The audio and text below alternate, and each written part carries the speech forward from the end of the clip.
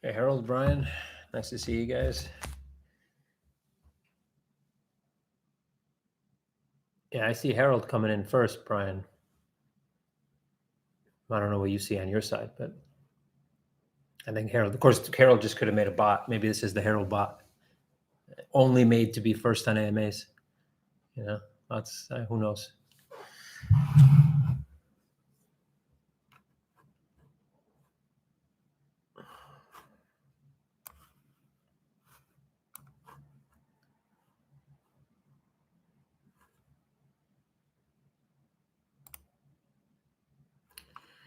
Yeah, it wasn't Bjorn. That's for sure. He's still not here. Jesus, terrible. I mean, I did start a bit early, I guess. So maybe he didn't have his finger on the trigger yet. All right, we'll give it a few minutes, guys. This is what now our global, probably what, if you're in China or some parts of Asia, maybe it's long. It was like third week now, quarantine or lockdown or whatever for most people. So, yep.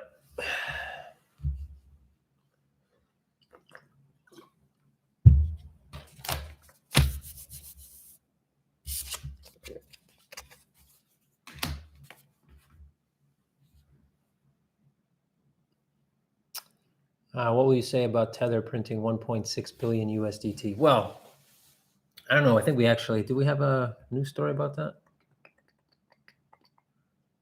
Yeah, well, we do. Yeah, look, we all know, well, hopefully we all know that you can't really trust Tether with reserves. There's this conspiracy theory that the part of that Bitcoin bull run up to 20K was because Tether was just creating Tether out of thin air to use it to buy Bitcoin to push the price higher. If you believe that rumor or that conspiracy theory, then you would probably think that they're simply printing more Tether right now to try to buoy Bitcoin price off of that 3.7K bottom that we saw roughly, like 10 days ago now. So look, I wouldn't put anything past Tether. They don't have to report to anyone. So they can make shit up as they go along. And that generally is the problem when it comes to unregulated markets.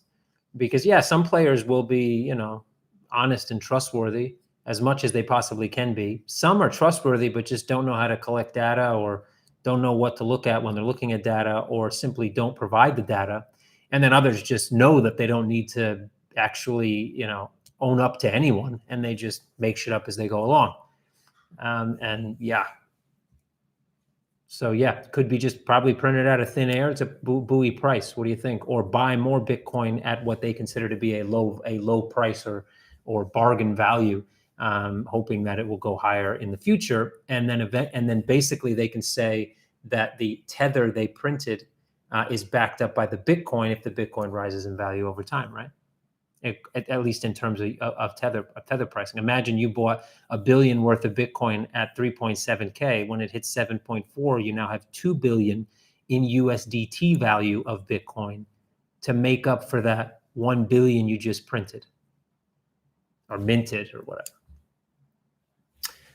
Okay, guys. So we got about a minute. I think we'll start right on the dot today. Why not?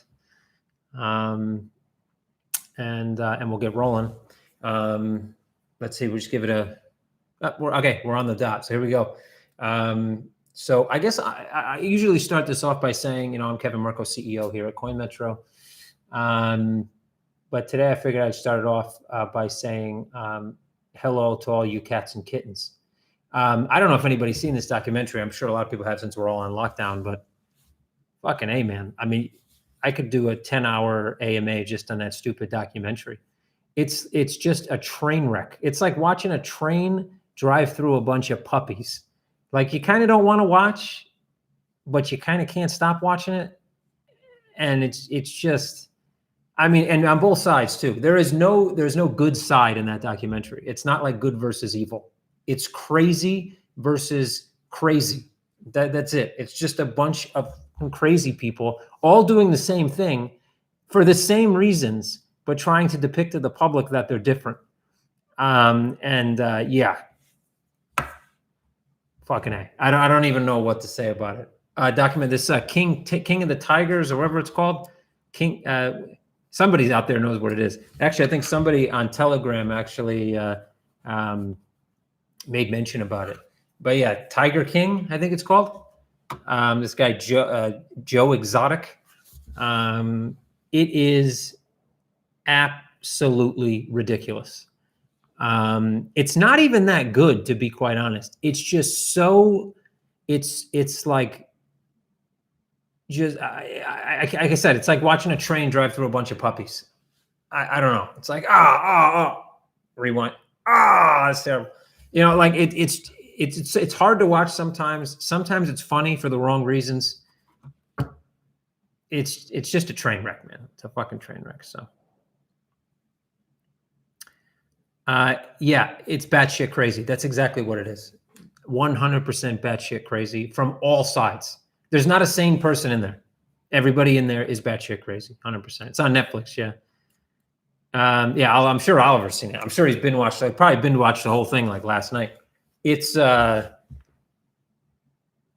basically it's what shows you why humanity as a whole hasn't progressed as much as we possibly could, because large amounts of the population are basically these people, and it's kind of sad. Kind of funny, makes you feel a little bit better about yourself. That's for sure. I don't care who you are.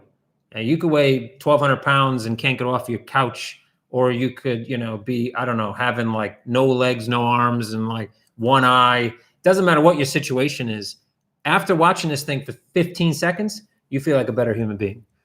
So it's probably great for people in quarantine. That's for sure. It is. Yeah,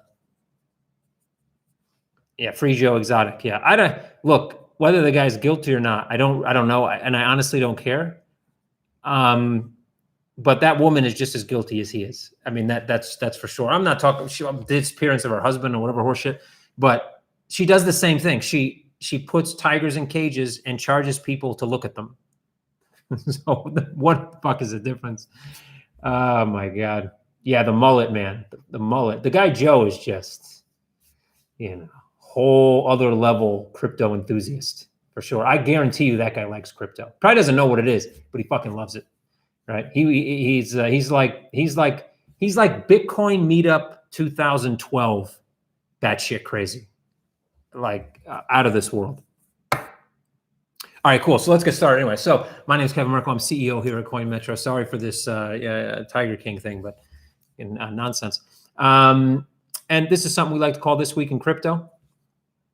So here we go. We have an agenda we follow. Market news first. I have 10 pieces of market news curated from our great elite Telegram group. So thank you guys and gals for that. I go over those. I give a comment. If the news story happens to be about Binance, I might take 20 minutes to talk about it. Normally speaking, though, I take about a minute on each news story, roughly 10 minutes to get through these things. Then we do Kevin Explains Crypto. I get a topic or a phrase every week from someone, somewhere, somehow, and I define what it means.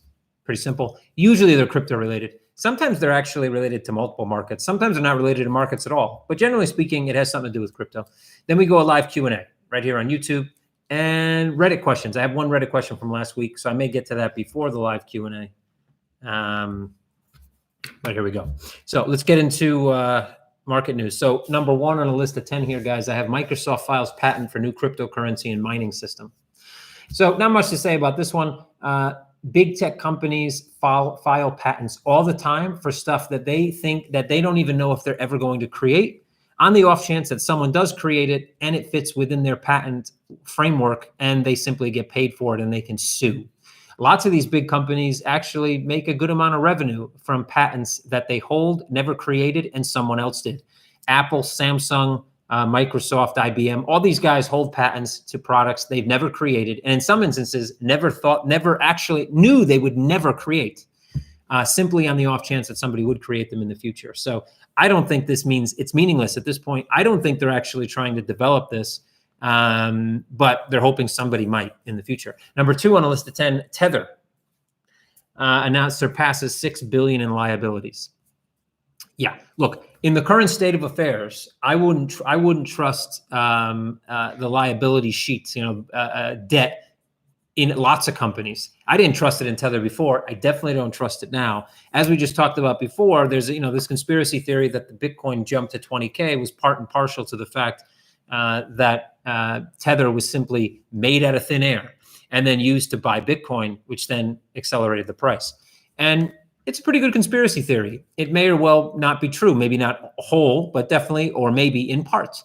So if you believe that conspiracy theory, then them printing some more right now, especially when Bitcoin was at a low that it hasn't seen in some time with 3.7K, whatever it was, maybe they printed some more. Think about this. Now that they say that Tether isn't 100% backed by USD, that it's also backed by Bitcoin and other assets.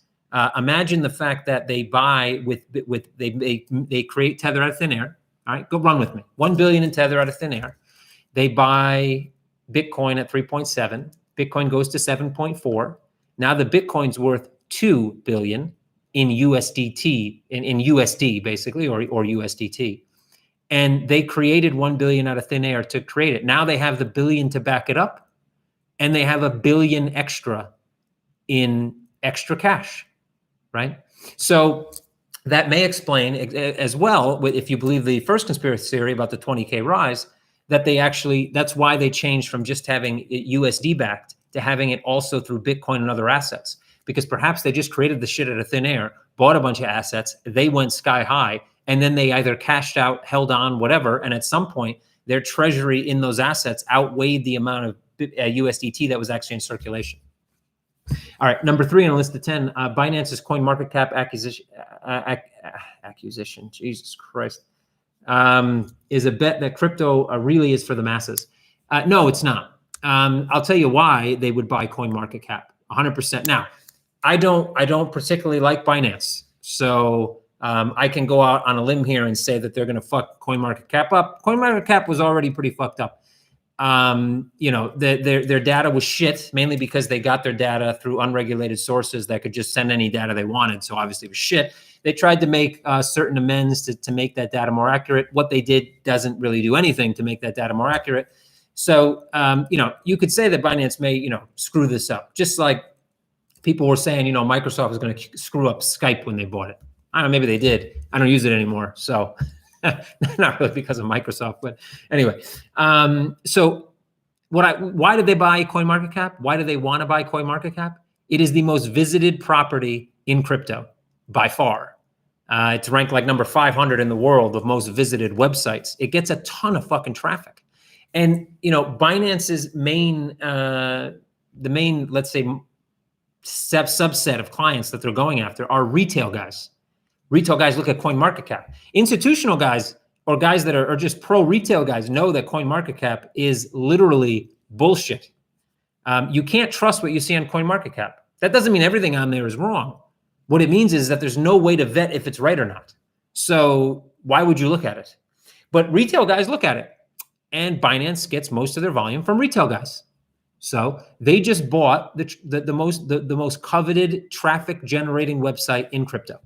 That's why they bought it.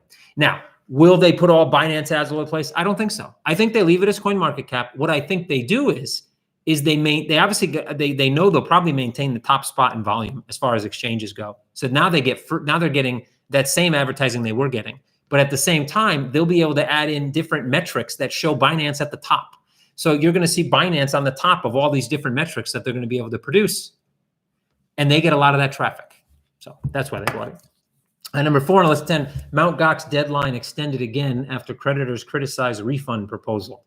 Yeah, well, this is probably going on for a while. This is not anything really new. When companies get liquidated, guys, you're talking 3 to 5 years usually to get any amount of money back, if you get anything back. And this has nothing to do with being crypto related. It obviously creates different caveats. Most of these liquidators have never had to liquidate crypto, right? They're used to having, okay, we have to find 100 million euro. We found 25 million in cash, and these assets, we sold these for 25 million in cash. Now we have 50 million in cash. Everybody gets half of what they initially had on their accounts. Easy. Now they have crypto though. All right, well, this guy put in a Bitcoin, but the Bitcoin was worth $300 at the time. Now now we recovered 80% of that Bitcoin.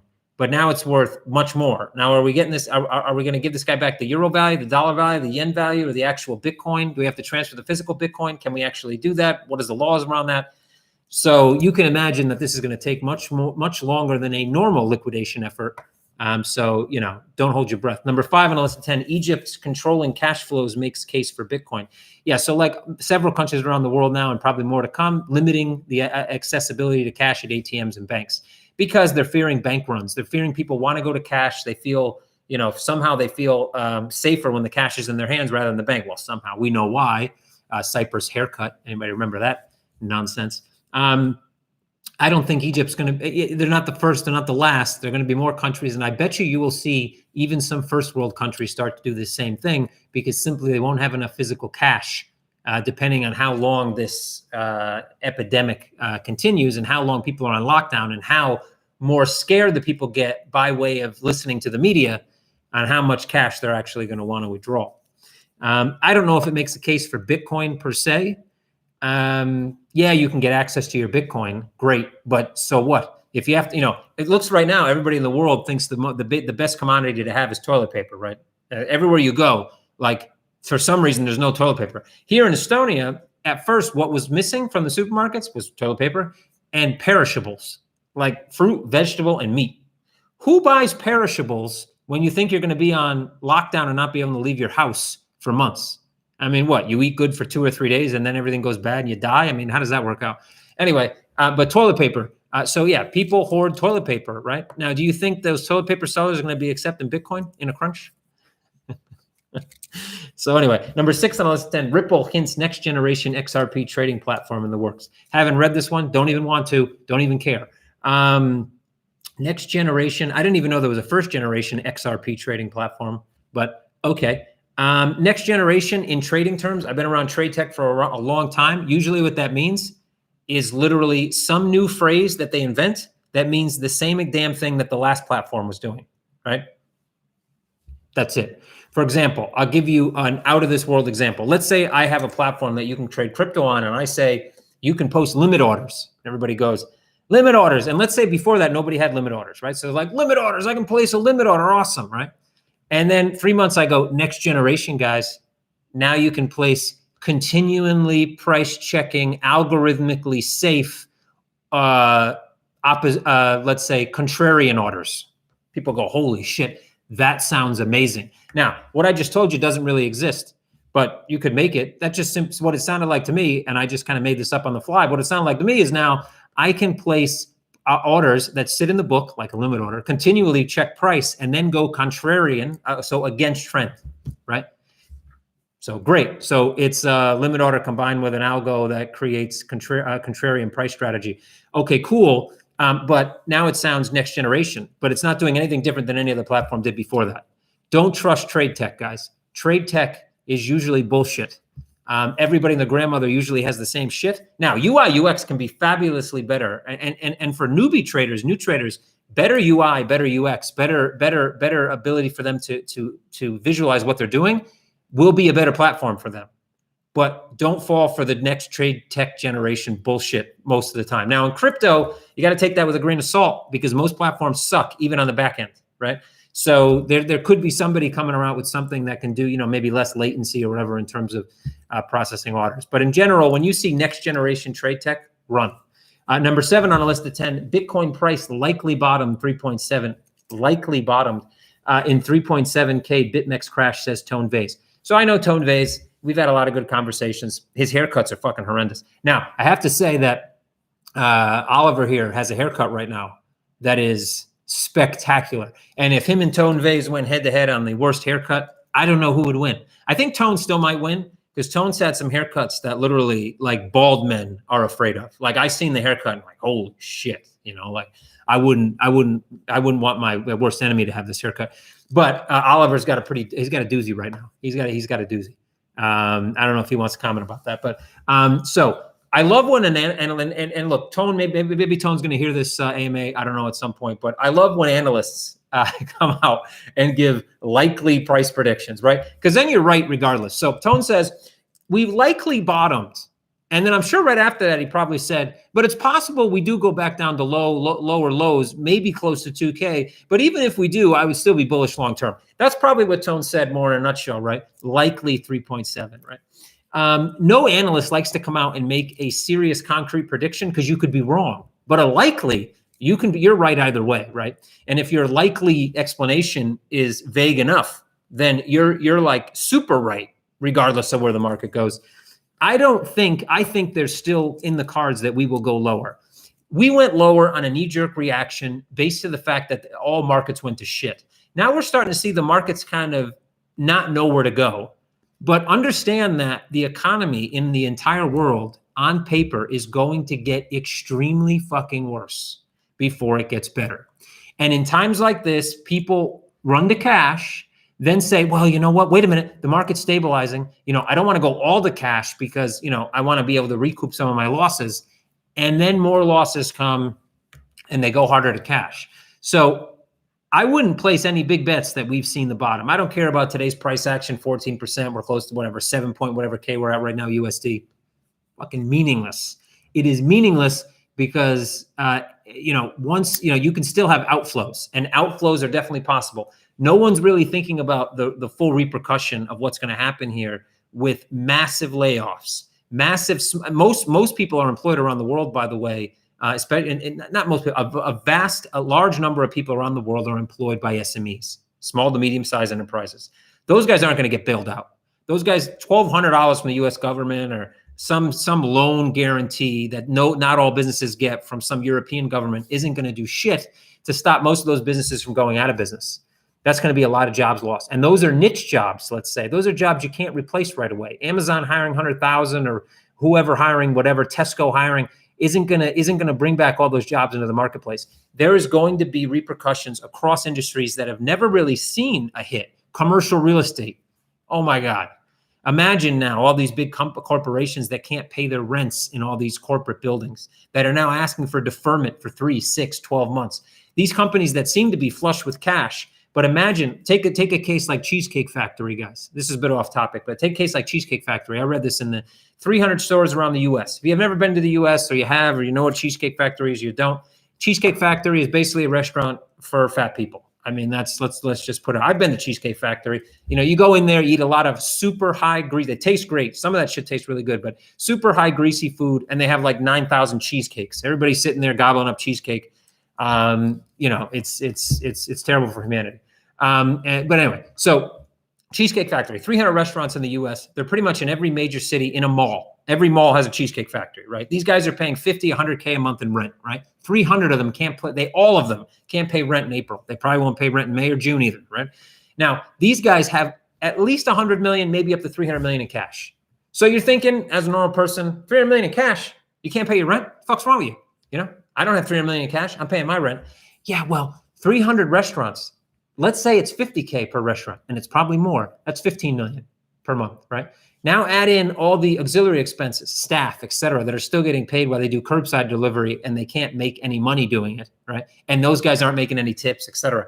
So add in another 100K per restaurant for auxiliary expenses, right? Add that in, electricity, whatever, all this other nonsense, right? That still needs to be done because there's people in there working, even though people aren't sitting in the restaurant, right? So add that in. What do you get? 30 million. 45 million a month in overhead. Let's say they have 100 million. That's 2 months. Let's say they have 300 million. That's 6 months. No money.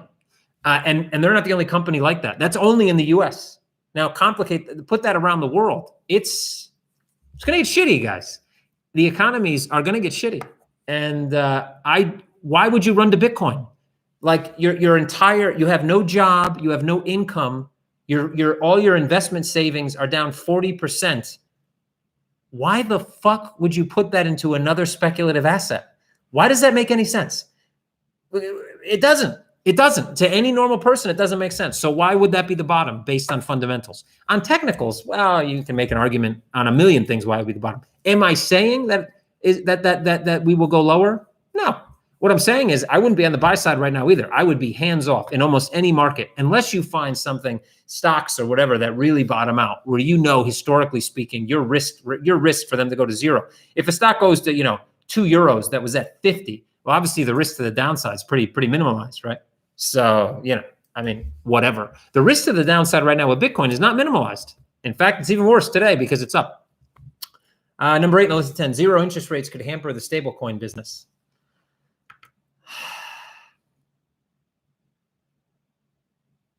Depends on what your use case for the stablecoin is. I would say that not necessarily. Stablecoins, for the most part, are, well, for one major reason why they're valuable is that you can move them instantly in real time. You can settle in real time on weekends, whatever, for almost no cost, and it's near instant. Zero interest rates don't. So what? If you're talking about, the ability, I don't even know. To be honest, I'm not even sure. I don't want to read it because we don't have enough time, guys, to be honest, for me to read through this thing. I can skim through it, but I don't feel like it. So I'm just going to say that I don't really get that one. I guess for specific use cases, there could be something in there, but I don't think it really darkens the stablecoin industry per se. Zero interest rates. Blockstream CEO Adam Beck, this is 9 out of 10, says Bitcoin halving is quantitative hardening. Remember I was talking about trade tech? I said they just make up fucking words to make shit sound like it's, more interesting. Well, there you go. It's not bad though, quantitative hardening. Kind of sounds like an adult film I saw once though. Look, Adam Beck, whatever, is Adam Beck, and that's great. Blockstream is Blockstream. Been around for a long time, and they're one of the first guys in this entire industry. Bitcoin halving, my friends, look, when it comes to news, when you trade news, right, you're a news trader, right? You have things like NFP, non-farm payroll in the US, right? Or changes in jobless claims. You know the news is coming. 3 or 4 days before, sometimes a week before, you get analyst predictions that are generally within all the same ballpark. So you almost know what the news will be, but there's always a chance it's going to be different. And that's why it affects the market, because there's always a chance it can be different. And if some analysts think it'll be different and it's not, it still affects the market. That chance is what affects the market, not the news itself. Here, you know when the news is coming, what the news is, and what the outcome is, 100%. So how is this not priced in? It may take time to price in. Miners may need to start liquidating some of their miners. They may need to downgrade a bit. They may need to upgrade. They may need to move things from one country to another. They may need to go offline for some time. And obviously that can kind of, be priced in over time. But it's priced in, dude. 100% it's priced in. What happens, obviously, you're going to see some jerky moves around the halvening. Why? Because it's going to be, today's the halvening, it's happened. And then people that don't really understand what that means, or people that have been watching analysts make stupid predictions, will be like, oh, that means I got to buy or sell, or whatever. And they will move their positions around. But in reality, how can it not? Give me a scenario where this isn't priced in. Okay, moving on. Number 10 on the list of 10, billionaire investor Jim Breyer drops Ethereum in crypto portfolio shakeup. Happens all the time. Portfolios drop assets. Why is it news in crypto? Well, because I guess there's not much news to go around. But, well, it's an illiquid market. So when you have one big, imagine that guy. Imagine if Grayscale said tomorrow, no more Bitcoin. Just dumped $3 billion into the market. That's scary. That's scary in these times, right? I've heard people say, this whole price drop was because of institutional money. Then other people say it's retail, whatever. But what you see here is just one portfolio, decides that they're out of one asset, and it makes the news. Now, if one portfolio dropped gold, unless it's Peter Schiff or somebody who's like the gold bug of the year, do you think it would make the news? Like, Jim Breyer drops gold. You think that would make the news? Of course it wouldn't. Nobody would care. Blip on the screen. Definitely makes the news here. Not good for those who think that, crypto can weather the storm of global economic impact when things like this make the news. So let's jump into Kevin Explains Crypto. We'll do that real quick. And then we'll do the one Reddit question. Then we'll jump into Ask Me Anything. So Kevin Explains Crypto term this week, copy trading. So not a crypto term per se, not even a service that's all that used yet in crypto, not exploited as of yet. So yeah, copy trading, what does it mean? Well, it kind of defines itself, right? Copy trading, right? So it's a bit of a misnomer because in copy trading, you don't trade. You simply copy. but you're copying a trader. So there's somebody trading somewhere. You're copying their trades because you simply either don't know what you're doing, don't want to learn how to do it, or simply have had a bad time and lost your own money. See this guy making money and say, I'm just going to copy what he's doing. So it's an automatic way for you to copy the trades of somebody else. I'll put a caveat in here in that we have a system called TRAM, right? Everybody knows TRAM. Everybody knows TRAM. Come on. Trade mirror. Now, the difference with our mirroring platform versus a copy trading platform, one main difference, and this difference might not even be noticeable when people look at the product to begin with. In copy trading, you have a master account that trades maybe even on a different feed, meaning this guy could be trading at Binance, for example, and you're trading at Bitstamp, or you're trading at CoinMetro, or they're at CoinMetro and you're trading at Binance or whatever, who knows? And they make a trade, the system knows they made a trade, and then it tells you to take the same trade, and you take the same trade on a different feed, maybe even on the same feed, but you almost never get the same entry price. Why? Because you're not entering at the same time. Whether it's 20 milliseconds, which I don't think exists yet in this marketplace, or whether it's 2 seconds, 5 seconds, whatever. Even in a non-volatile market, it's all OTC, guys. It's all over the counter pricing. So you may not get the same price. Actually, you probably never get the same price. Our system is a mirroring system that actually creates one large order. Everybody gets the same price, which means there's no price differential between the master account, the guy trading, and everybody following him. That's huge, especially when people are trading either in volatile markets or they're scalpers, or the trader that's actually doing the trading is trading and getting in and out of the market very quickly. You will always have the same P&L that he has once you enter that account. Before you enter, obviously the P&L will be different. And I mean profit and loss, but it'll always be the same. That's a big caveat, guys. So make sure when you look at copy trading systems to see exactly how they're run. Simple copy trading systems are very easy to create, but they're not very effective. So that's what copy trading is. Let's jump into this Reddit question real quick. I think it's the first time an Ask Me Anything or Kevin Explains Crypto was like a little bit of a marketing gimmick for CoinMetro. So if you haven't been here before, you've seen it first. So congratulate yourselves, pat yourselves on the back. So Afvagan on Reddit asks, will we see DEX liquidity tied to CoinMetro anytime in the future, like 0x, Uniswap? Would like to see CoinMetro be my one-stop shop so I can close down some tabs in my browser. I'd like to see it be your one-stop shop as well. Understand though that something like 0x, we can't add that into our order book because simply it's not fast. The transactions that happen on a DEX are not fast enough. They generally involve some type of atomic swap or contract or something in the smart contract in the middle that just simply doesn't work with a institutional grade matching engine. Now, will we provide some type of DEX service where basically you'll be able to, you can go on to the exchange for certain assets that don't exist on the exchange. You have other options to be able to purchase them. One of those options could be something like DEX liquidity. And I think that could be something that we look at in the future. Part of the new dashboard is basically having the ability to token swap, do cross trades between different tokens that those pairs aren't listed on the exchange. And there's a possibility that with a product like that, we could eventually add in DEX liquidity. That's for sure. Adding it into the matching engine, though, at least right now, with the current tech that I see on decentralized exchanges, I don't see how it would be possible. It would downgrade the experience on the inside of the matching engine rather than upgrade it. Okay, let's get into these questions. I see a bunch of stuff. I'm going to scroll up here. Have you seen the latest on costs? Nah, Daniel, I haven't. I generally don't pay attention unless somebody tags me into that nonsense. So how do you realize I have to watch this? Now I'm blaming you guys. Yeah, please don't blame me for Joe the Tiger or whatever, Joe Exotic. Don't. That's I don't want to take that. That's too much to take on my shoulders. But suffice it to say, get the popcorn out. Just get ready for a train. Just get ready for a train wreck. Batshit crazy train wreck. Probably would have been a better name actually for that documentary.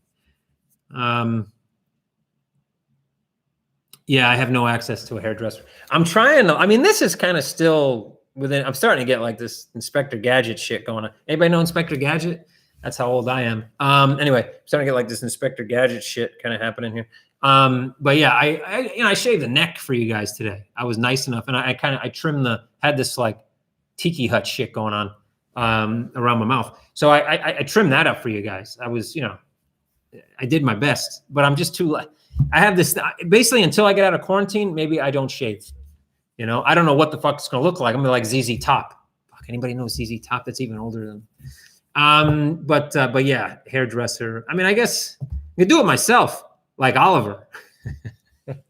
but nah, I don't want to be in the Tone Vase Oliver worst haircut competition. Yeah, nah. I want to see Kevin with long hair, jet fuel. Long hair as like literally one, like not plural, like, like one long hair. Actually, sometimes every once in a while I get like this eyelash hair where like, I don't know, I don't see it. And all of a sudden it pops out things like this long. You ever get one of those? Crazy, man. Like, well, like how did this happen? Like, how is it possible that one hair on my body somewhere can literally grow like a meter in like the 3 days? But this just can't put the formula together. It's the mysteries of the human body. That's probably a good documentary I should watch as well, I guess. What's new? What's news with site updates? Oliver was teasing me a bit. Yeah. Well, there's lots of work going on. We sent out an offer, guys, to a great content manager, and fingers crossed that one goes through. And I think, we're there's lots of things going on, landing pages and splash pages and home pages, all kinds of nonsense going on. So obviously, guys, we're gearing up for marketing. So lots of that stuff's coming out. News is just to say that all hands on deck, basically. Lots of stuff going on there. I actually just sent a nice email out to Hawaii as well for both Ignium and CoinMetro for their no action relief kind of sandbox style setup in Hawaii.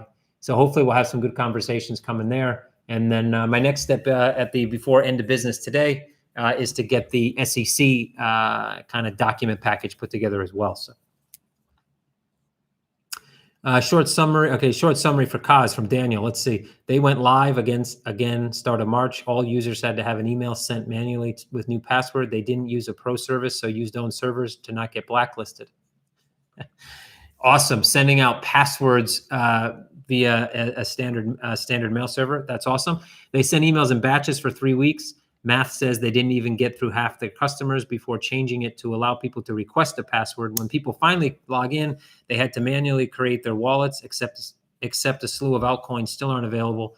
And users had to submit KYC to release their wallets, but then their wallets just went into audit and no funds have been released. Oh, and the team refuses to let the users know who they are and what legal jurisdiction the company and their users are now under. Well, that sounds pretty much by the book, guys. I mean, right? I mean, if the book you're reading is, I'm a fucking moron by, I don't know, anonymous.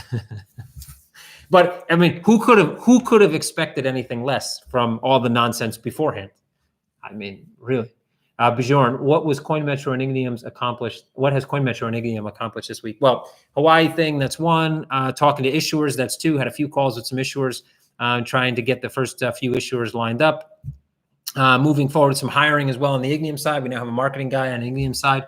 We're now working on website for Ignium as well. That's in the first real phase right now, but being worked on. Had a conversation with the CMA about their own PR that they're planning to do, and then our own PR and how we can kind of put those in parallel. Obviously, we can't work together on PR. It's a bit of a conflict of interest, but we can definitely work in parallel. Lots of conversations, guys. CoinMetro, conversations out the yin yang, moving forward with different services to provide new currencies, to provide new services, to provide new payment gateways, to provide new deposit and withdrawal options in multiple countries. Lots of different things, all in process over the past couple of weeks. So just, with these things, kind of like knock on wood. I don't know, this isn't really wood.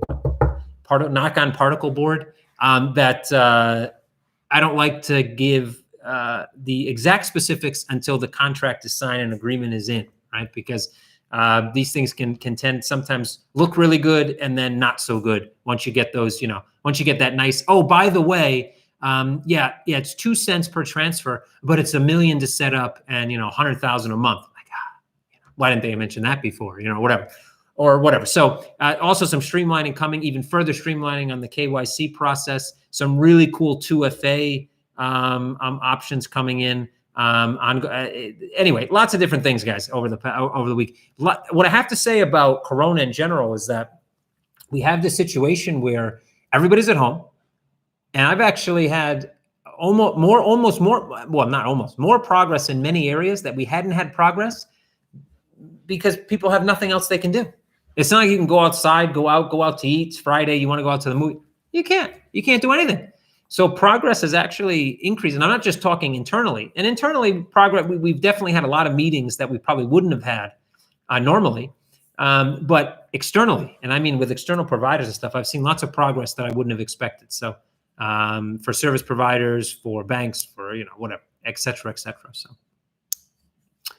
trying to get through Daniel P's cause update here. What do you think about the idea that there should be a disable animations button on the platform? It would make the platform seem faster. Disable animations. Like what type of animations? Like button animations, like for instance on the Express platform, soon to be called Exchange. Like when you move from like that buy and sell, like some type of, or you mean the animation like the loading screens, or what? I think, to be honest, that one loading screen, like that dashboard loading screen with the cityscape, I hate that thing. I want that thing gone. I'd rather see, like, you know, I don't know, this picture of Jesus, like saying, oh, hold on, wait, or something. I'd rather see that than what's there now.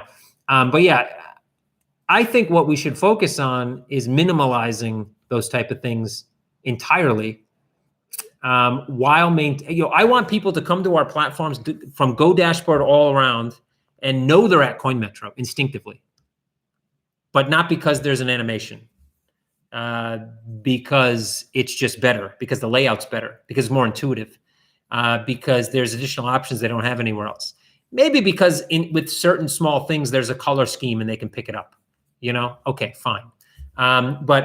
Yeah, I think, and that's kind of the road we're going down, to be quite honest, with the new dashboard design and everything. So on top of that, who is part of the new team, stopped responding in more than a week in the middle of it. Well, of course they stopped responding, you know, because after you've said so many lies and created so many excuses, it's kind of hard to track unless you have a spreadsheet, you know, your lie spreadsheet and then your excuses spreadsheet, and then you can quickly figure out, you know, what lie or excuse you're currently on. It becomes quite daunting, and then eventually, you know, just stop responding because, you know, you can't think of another excuse, or at least an excuse that's, you know, once you get to that last level excuse, like that level 10 excuse, that's so ridiculous. I mean, what excuse can you use after that? You know, I mean, it's just impossible to keep thinking of new ones. How many XCM to be a top 10 holder? Top 10? I don't know, to be honest. Oliver probably has a better insight on that one. You can just look at Etherscan and figure that one out real quick. But I would say it would have to be over 1 million to be top 10, maybe. I don't know. When will marketing start? Any new hires? Yep, new hires. Well, we have the marketing you already know. We recently hired somebody in support that I guess is already known as well. And we sent out a offer to also somebody in marketing for content, which we hope will be accepted, maybe even today. And then that person will start in about 2 weeks. And still looking for senior person in compliance. We also hired somebody in compliance, great girl named Christina. She's on the job, getting all this information thrown at her, and but adapting well. We're still looking for someone else in compliance, and we're also looking for some probably UI UX design in-house. And there may be a few other positions that pop up here or there. But when stablecoins? Well, right now with our current banking partner, we have to get all those things pre-approved. With Corona, with the fact that they're having problems with remote work, I mean, our current banking partner, because they just simply weren't set up for remote work. And when everybody had to go to remote work, they've been growing. It's just been a nightmare for them. So we're looking at options now to have other providers in the mix so that we don't have to get approval on every single asset and simply follow guidelines that are approved by both parties. And we have a few stable coins that we're thinking of adding. So we'll see. Ignium, my CSD company, will also have its own stable coins in Euro and USD, Euro to start off. And we may look at listing those. Obviously, they're not going to be the most liquid at first. But yeah, anyway, in the works as well. Does marketing guy Does marketing guy interview you? How it went? Made marketing strategy ready? Yes, he did. He interviewed everybody, came up with a strategy. Strategy looks good. Presented it to everybody, I think Tuesday this week. Now presenting, well, not everybody, presented it to some of us on Tuesday and is presenting it to some other people in the organization over the last couple of days. We've now gotten kind of a strategy on landing pages, strategy on how we're going to market products, segment some products to focus marketing on them over the coming weeks. So yeah, looking good. I don't understand your boomer references, sir. Yeah, well, I'm not a boomer. I hate to say this again, and I hate to correct people, but I was not born after all the troops came back from World War II. I would be much older than I am right now. But having said that, speaking of boomers, guys, anybody born in the next like 9 to probably 16 months or so is going to be the next generation of boomers. They're going to be called like Corona babies, right? Because right now you're locked in your house all day long. You're either getting a divorce or you're having another kid. You choose, right? So other child or divorce. Make your choice now and then start getting to work on it. Yeah. So anyway, I'm not a boomer, but yeah, that definitely ZZ Top was a boomer reference. That's for sure. That's definitely not even from my time. But I think that was the only one I made. I don't know. Correct me if I'm wrong. Honestly, do you think Binance will eventually be punished for unregulated activity, or they find possibility to get away with it? They won't get away with it. Look, guys, things like this take time. Bernie Madoff. If you don't know about him, Google him. Guy worked for NASDAQ, was the president of NASDAQ, then ended up running the biggest Ponzi scheme in the history of mankind and was arrested, but was running the Ponzi scheme for decades. And for at least 5 to 10 years before he was arrested, people knew about it. In finance, Refco from my FX days took 3-4 years maybe. And then FXCM in the US was running bullshit on some of their clients, market making their clients, not telling them about it. For years, everybody in the industry knew it. Took them years. This is a nascent industry. Binance is not that big compared to what, think about it. They just made a $400 million acquisition, mainly in their own equity, of a company based who knows where, that's illiquid as shit.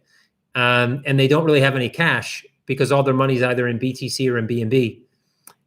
So anyway, understand they're not that big. They're definitely bigger than us. Not taking anything away from that, that's for sure. But they're on the radar. There's definitely, I guarantee you, there's investigations. But yeah, I think what happens more than likely at the end of the day, especially because they finally start acquiring things, which is actually a smart move by Binance, that there will be mergers, takeovers, acquisitions, and part of the business will probably be shut down over time. And when that happens, pricing and things like that will change, access to assets will change, and clients will start to disperse. But we're talking about years, guys. Don't expect it to happen, tomorrow. But yes, yes, there will be repercussions. There always is. There's a Martin Luther King quote, which I'm not going to remember off the top of my head, which is something like, what is it? Is it the axe? No, it's the arc of justice is long, but generally points towards, or the arc of something generally points towards justice, some shit like that. You can look it up. There's a Martin Luther King quote, and it's generally correct. Justice takes a long time, right? If you believe in justice, it eventually happens, but you have to stick to it, and it takes time, lots of time, lots and lots of time. The wheels of justice turn slow. That's another one for you. Any good book or course recommendations for how we can enhance our skill set for the new world? Hey, Crypto 101. Nice to see you guys listening in. I've been listening to some of your stuff too, so cool to have you guys here. And hey, if you guys want me on or something, look, I'm down to talk nonsense with you guys. If you'll have me on to talk some nonsense. I don't know. I think we're going to see, in terms of economic repercussion, definitely in the short term, medium term, that the world has never seen. The modern world has never seen. No one alive has seen. No one alive can predict. After World War II, after World War I, Great Depression, the Great Depression was generally regionalized, And based on not only, let's say, stock market was part of it, that's for sure, but it was really industrial based. It was because of the industrial revolutionary boom, and then basically a pullback, an elastic pullback from that. Here we're seeing something that isn't regionalized; it's global. We've seen already in the U.S. initial jobless claims at 10 million in 2 weeks, which dwarf any initial jobless claims that's ever been seen, probably anywhere in the world, except for maybe a completely war-torn country where all the jobs were lost, right? Which I guess most people aren't really thinking about. But we're going to see changes, I think, in how the world operates in terms of travel, logistics, remote work. All these things. Global warming is going to have a field day with this, because you can just see how, with the world kind of paused for only a few weeks, what of effect it's had on emissions and how good that could be for the planet. There's going to be a lot of renewed talks about many different things. I don't think, though, that over even medium term, it's going to be so much of an effect. I think we overreacted to coronavirus, and we overreacted based on bad information. We will get good information once antigen tests can happen and we can find out how many people were actually infected and realize that the death rate wasn't as acute as we thought it was. The disease itself in certain people is definitely more acute than the flu and SARS and other of these types of illnesses. But how much more acute is it? We don't know until we have all the numbers. We're missing the biggest number, right? And so these type of things, though, happen. In Asia, there's a respiratory spike every year.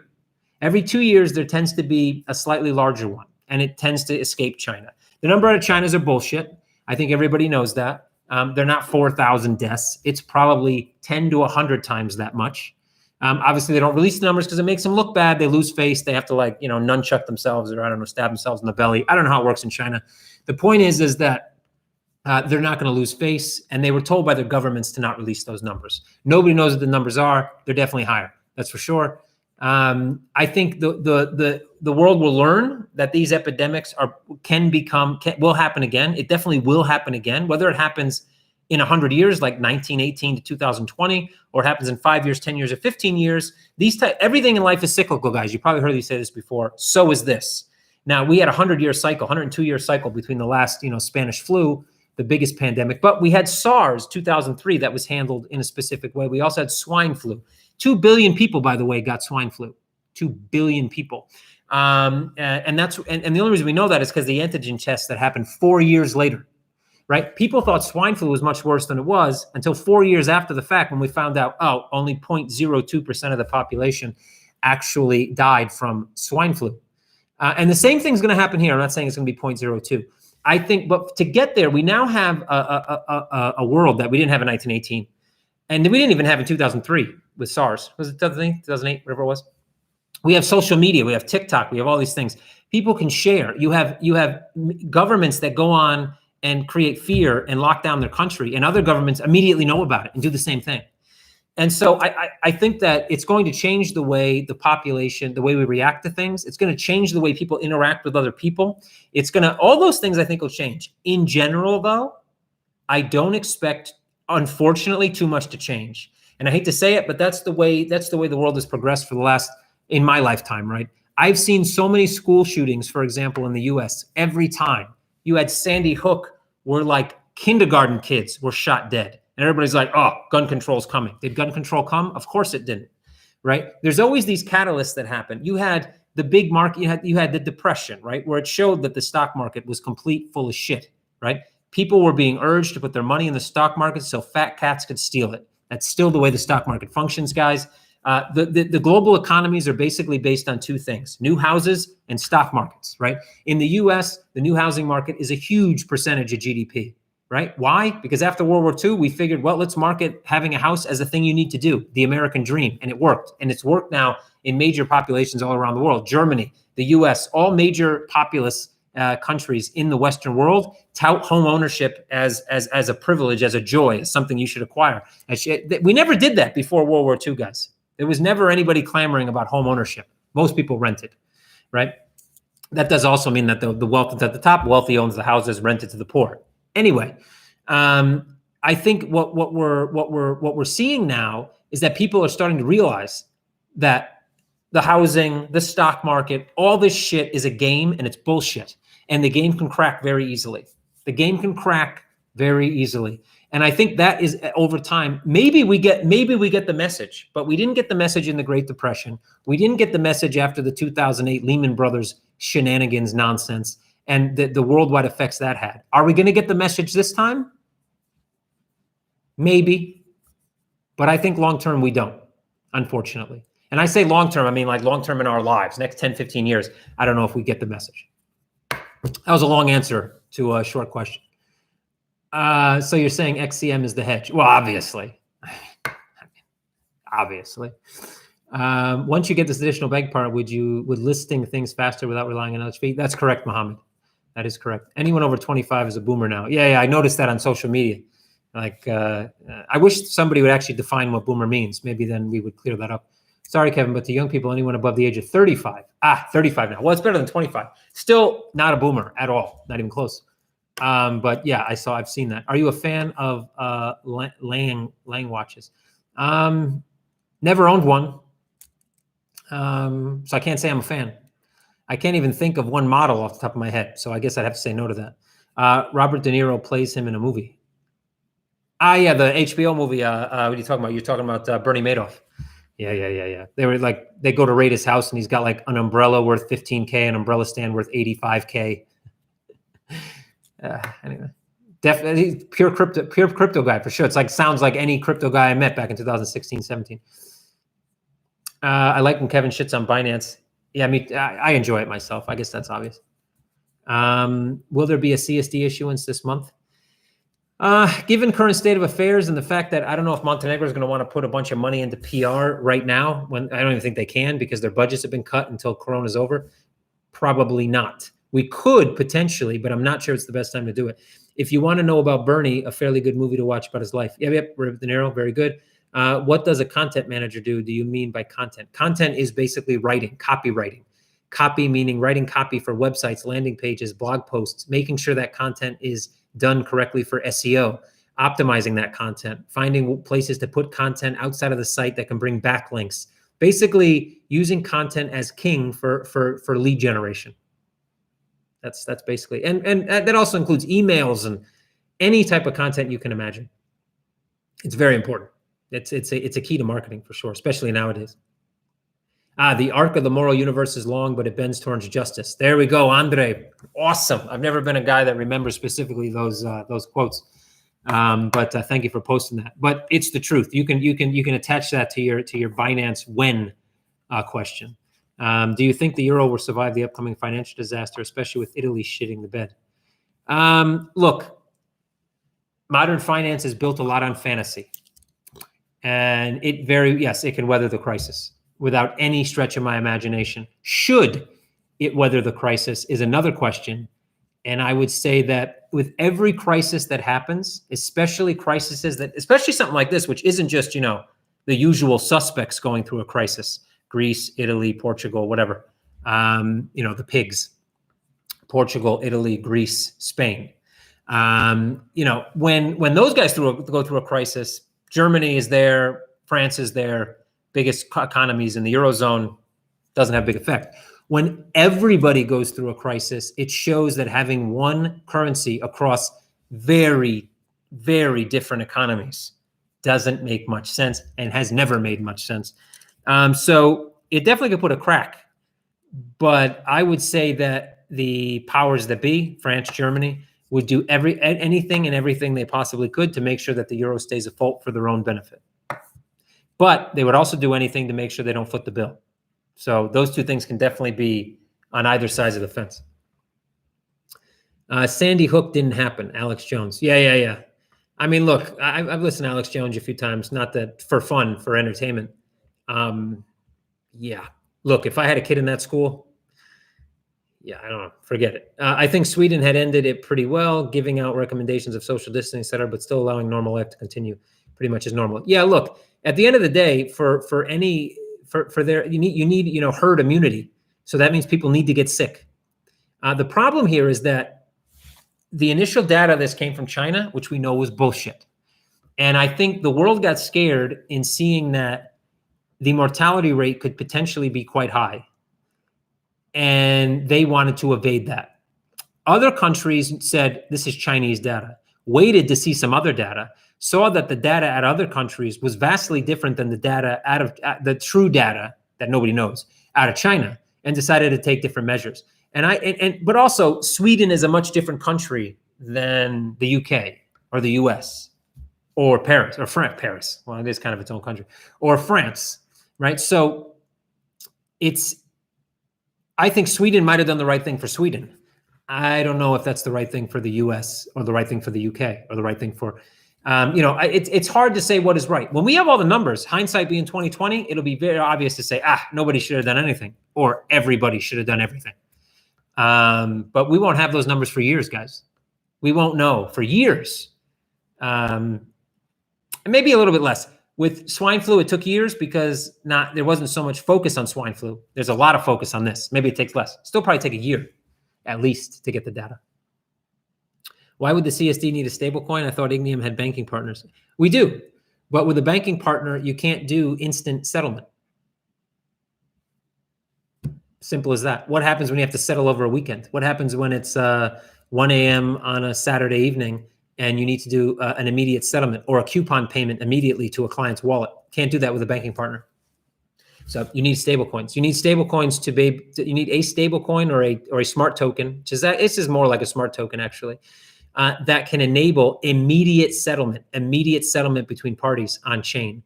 And we can't do that with cash, unfortunately, or bank accounts. Are you concerned about the competition from Binance given the CMC acquisition? They just seem to be getting bigger and bigger. Look, no, CMC wasn't an asset for us anyway. Maybe it'll end up being a bigger asset. Maybe a lot of people will clear out from CMC. Binance will start to charge, $500 a month to be listed. And maybe they'll actually do something to clear out a lot of the bullshit volumes that all the competitors do. So maybe we move up the list. So I don't know what's going to happen. I don't like Binance. I like to shit on them every once in a while. But CZ isn't it. CZ, while in many aspects, I think he lacks some common sense, to be honest, over time. But he's not an idiot, and he's got a lot of power behind him, and he's slowly but surely learning a little bit how to use that power. And I think this acquisition, him acquiring CoinMarketCap was a great move on his part to get retail traffic. Now, it remains to be seen how he handles it. Let's see how he handles it first. I don't really have any speculation on how he's going to handle it, but him getting bigger, look, it's still an underserved market, and it's small. As it grows, it will be completely underserved, and Binance cannot serve everybody, and most people that come on from different countries won't look to be served by Binance. And nobody in their right mind wants a complete industry, especially in finance, to be ruled by one entity. Nobody does, especially regulators. Even if Binance, on the off chance they don't get hit for all their regulatory misgivings and grievances, they will eventually get to the point for size-wise in multiple countries where monopoly rules will come into play, and they will get broken up, even if they don't get broken up because of something that they did against regulation. So it's a matter of time if they continue to grow. If that, according to your question. It'd be great to chat again. We could do a group live stream about roundtable chat. Got to pass the time somehow. Awesome. Let's do it. Let's do a Crypto 101. I'm all for it. Japan is social distancing and people in general are staying home, but life is still normal.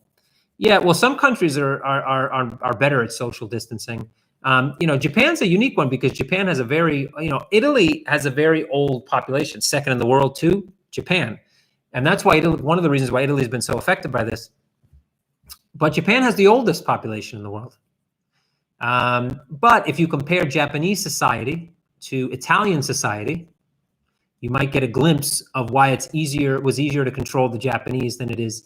That's what, you look at China. China's done quite a good job. Even though the death numbers are complete bullshit, they did a pretty good job at it's an authoritarian state. It's a police state. And this goes to show that in some instances, in times of crisis or complete, all out kind of ridiculous war on the streets, dictatorships and police states function much better than democracies in many ways. You can even look at, you can compare that to something like, let's say, Muammar Gaddafi, Saddam Hussein. When these guys were holding power over a country with an authoritarian fist, People complained about them because their life kind of sucked. But if you looked at it from a macro perspective, there was no, Taliban, no terrorism, no, just a guy being really, really shitty to his people. You take the really shitty guy out, what happens? All hell breaks loose. Why? Because democracy doesn't work in certain instances, right? It doesn't work too well. Giving people a choice sometimes doesn't work. And I'm not saying I'm for dictatorships and stuff like that. But if you compare, in certain times, it's just simply easier. Same thing goes for corporate governance, guys. When you have so many decision makers at the top of a corporation, shit goes really slow. When one guy can go, this is how we're going to do it, and that's it, shit moves really fast. Sometimes in business, sometimes in government, it's better to make the wrong choice fast than the right choice slow. Crypto 101 again. I heard Trump talk yesterday like he was a caring human being and had a vision to come out of this, creating a better world for it. What is the next impossible thing to happen that will come true? Well, I think what happens is here, look, his first thing to do here was he wanted to act like a wartime president, because wartime presidents always win the re-election. That's it. Nobody wants to pull a president out in the middle of a war, because even if he's not doing the best job, you don't want to throw some guy that has no idea what the strategy is into a war, right? So he tried to make himself look like a wartime president. Then I'm sure he had an advisor that said, dude, maybe you want to be the crisis president now. The guy like the 9/11 president, the president that happens after a crisis, when you come out and you're empathetic. And Trump, generally, I think you can tell that Trump is very scatterbrained. Somebody tells him to do something, he thinks it's a good idea at the time, he just goes and does it. Tomorrow, he may turn back into the wartime president. What I have to say is that what people, it's obviously unorthodox, ridiculous, a lot of people complain. I'm not too sure he doesn't win. Right now, I would say, if you had the election today, hard to say who would win. But he has a pretty good chance of winning re-election, guys. And it's amazing to some people, not so amazing to me. I think people just get too emotionally involved. I don't hate the guy, and I don't like him. I didn't vote for him. I generally wouldn't have voted for his opponent either. I'm not a Democrat or Republican. I'm not even independent. I would hope to call myself apolitical. I think politics, all politicians are liars, cheats, and assholes, and that's how they become politicians. They start off usually as people that have a heart, a soul, and a brain, but they realize quickly that to become a powerful politician, you need to have no heart, no brain, and no soul, and that's what happens. So generally speaking, fuck politicians, because for the most part, they don't have anybody's interest at heart. And even if they did, they have to have everybody's interest at heart, or at least, and that never works. Again, why democracy sometimes fails. So, at the end of this, it's anyway, yeah, I don't know. I would expect anything, because that's what we will get, is anything. Well, true changes only come at a times of crisis. That's true. So perhaps this will turn out to be a blessing in disguise. Look, all problems are backward solutions. So there will be many solutions brought out because of this crisis that will change the world for the better. What crisis does is make everybody act. And again, in this times of crisis, sometimes making 10 really quick bad decisions is so much better than making one really good decision that takes way too much time. And I would say that that's something you can look at that right now from if you believe the right decision, let's say from the US standpoint, was to lock everybody down. They made the right decision, but they took a long time to do it. So is that a better decision? Now, even more than that, coming out of this, what is if they make the decision to come out of the quarantine or lockdown quickly, but it's the wrong decision, is it still worse than making the right decision too late, of telling everybody to come out of lockdown in 6 months? In my experience, my life, I would say I would much rather make bad decisions quickly than the right decisions slow. So I don't know about you guys, but so anyway, we're at an hour. I think this was I think I talked way too much, but I guess nobody can talk over me. So there we go. But I thank you guys for being here. I think it was a good AMA. Crypto 101. Hope to see you guys shortly. Love to be back on your show. Have a nice roundtable. I've seen a lot of, look, you guys started a precedent, man, because you guys had this digital conference, which I'm so pissed off that I missed. you know, traveling to see the investors in Texas and then traveling over in Mexico on the event. I just never had time to record anything. I missed the time we were going to actually record something, an interview live. I apologize for that again. I really wish I would have done it, but you guys set a precedent. I'm seeing these, of course, because of coronavirus, but I'm seeing more and more digital conferences. You should put together another one. I think it would be greatly successful. I'd really like to participate in that one. I will DM you on Telegram a little later today. I got to get something to eat because I'm dying. But yeah, anyway, thanks guys for being here. Thanks everybody from here. Thanks for listening. I know being on lockdown kind of sucks. You know, don't kill your wife. Don't kill your husband. Treat your children nice. Try to smile. You know, try to keep the family together during these times. It can be difficult, man. I know. I worked from home for 20 years. I'm an expert at it. If you need some tips on how to get through your day, being at home all the time with your family and trying to get your work done, I'll try to help you out. You know, spend time with friends and family because you got no fucking, well, family, at least you probably have no choice. If you can't see them, Zoom them, Skype them, WhatsApp them, whatever. Let people know you're still there, that you exist, that you're not dead. Give them a little ray of sunshine, send them a smile here or there. It'll probably make their day. And of course, buy some XCM because obviously it's outperformed a lot of stuff in the last couple of weeks. What are the top 3 priorities right now? When do you expect new exchange? I expect priorities since before were still the same. Onboarding and experience, getting all those things tied up, getting marketing started, and getting the new payments, kind of bank service providers, payments, cards, all that stuff, new payment gateways, ways to send money locally, ways to send money, different currencies, et cetera. All that stuff is coming into culmination with this crisis actually helping us push that forward faster. But it's basically experience. We want to get the experience tied down and marketing. Those are what we're focusing on. Yeah, have a nice weekend, guys. Yeah, and make Bjorn rich, obviously. That's high on the list. If it's not number 1, it might even be -1. It's like a pinned post. Never goes away. Anyway, appreciate you guys. Appreciate you guys being here. Appreciate you guys' support always and forever. And before I get, this sounds too ridiculous. Talk to you guys soon. Tag me on Telegram at Kevin Murcko. Tag me on Twitter at Kevin Murcko. Tag me anywhere you want at Kevin Murcko, and I will get back to you guys. And see you guys soon. Cheers.